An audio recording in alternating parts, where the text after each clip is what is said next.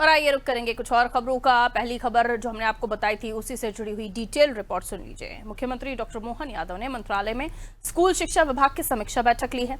इस दौरान सीएम ने बड़ा फैसला लेते हुए शिक्षा घर योजना को सैद्धांतिक मंजूरी दे दी है। मध्य प्रदेश सरकार अब उन बच्चों और युवाओं को दोबारा पढ़ाई से जोड़ने की तैयारी कर रही है जिन्होंने कक्षा 8 या उससे आगे की पढ़ाई के दौरान फेल होने या अन्य कारणों से स्कूल छोड़ दिया था।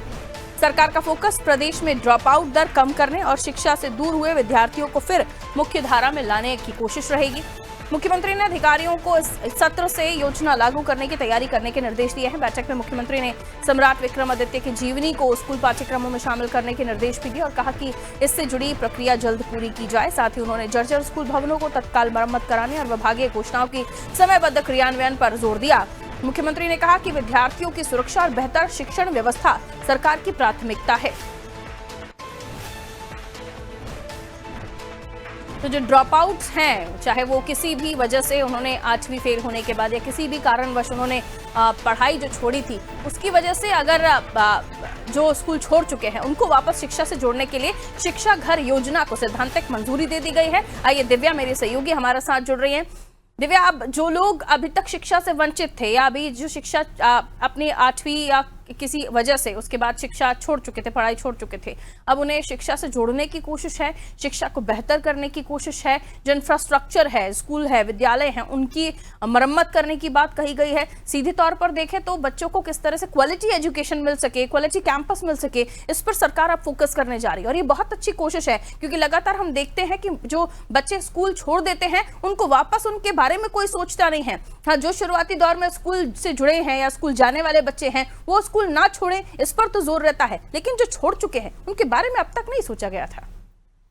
जी बिल्कुल पारुल, आपका कहना ठीक है कि आज की जो समीक्षा बैठक है, अगर इसका पूरा लबो लुभाव देखें तो कंपलसरी एजुकेशन और क्वालिटी एजुकेशन, ये दो चीज निकल के सामने आई। क्योंकि पहले आप देखेंगे कि जब पहली कक्षा होती थी तब ये ध्यान दिया जाता था कि बच्चे स्कूल तक पहुंचे और कोई बच्चे छूटे नहीं, पहली दूसरी तीसरी तक ये ध्यान दिया जाता था। लेकिन बड़ी क्लासों में क्योंकि कई वजह से, कभी पारिवारिक परेशानी की वजह से या तमाम वजहों से, आर्थिक वजहों से लोग बच्चे पढ़ाई छोड़ देते थे। लेकिन ये जो अब एक नई जो योजना जो मुख्यमंत्री जी ने शुरू करने की बात कही है, सैद्धांतिक, आज इसको सहमति दे भी दी है। हर घर जो शिक्षा योजना है, 8वीं से जो बच्चे पढ़ते हैं, जो पढ़ाई छोड़ देते हैं, उनको इसमें जोड़ने की बात कही है कि जो ऐसे बच्चे जो ड्रॉप आउट है उनको फिर से स्कूल लेके आया जाए और इसमें उनको जोड़ा जाए और जो 12वीं तक के बच्चे हैं उनको फिर से स्कूल से और पढ़ाई से जोड़ा जाए। तो इससे कम से कम जो बच्चे पढ़ाई में रह जाते हैं, कभी 8वीं के बाद नहीं पढ़ पाते, वो फिर से अपनी पढ़ाई को कंटिन्यू कर पाएंगे।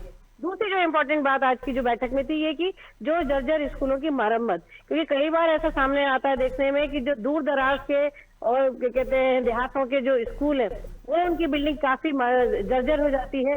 तो ऐसे में कई बार बच्चे डर के मारे आते नहीं है स्कूल तक। तो ऐसे में मुख्यमंत्री ने साफ निर्देश दिए कि ऐसी बिल्डिंगों को सुधारा जाए।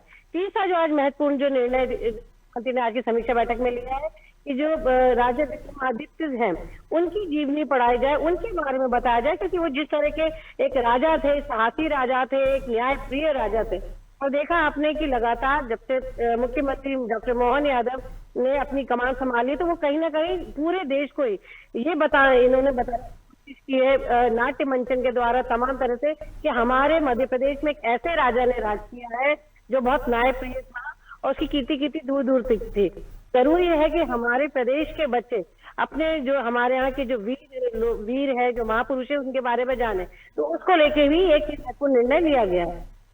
बहुत शुक्रिया दिव्या जानकारी के लिए। तो महत्वपूर्ण निर्णय भी लिए गए हैं और जैसा कि दिव्या भी जिक्र कर रही थी राजा विक्रमादित्य को लेकर, वहां पर भी ये निर्णय लिया जा रहा है कि उनके बारे में भी जो पाठ्यक्रम है उसमें पढ़ाया जाए, सम्राट विक्रमादित्य की जीवनी को स्कूली पाठ्यक्रमों में शामिल किया जाए, इसको भी लेकर निर्देशित किया है और प्रक्रिया जल्द पूरी करने के लिए कहा है। सबसे अच्छी बात, जैसे कि हमने शुरुआत में भी जिक्र किया, जो बच्चे ड्रॉप आउट है, 8वीं में जो बच्चे पढ़ते हैं 8वीं के बाद वो स्कूल छोड़ देते हैं क्योंकि उसके बाद उन्हें फीस भरनी पड़ती है। तो ये कुछ चीज़ें हैं जिस पर अब मुख्यमंत्री, उनकी सरकार विचार कर रही है।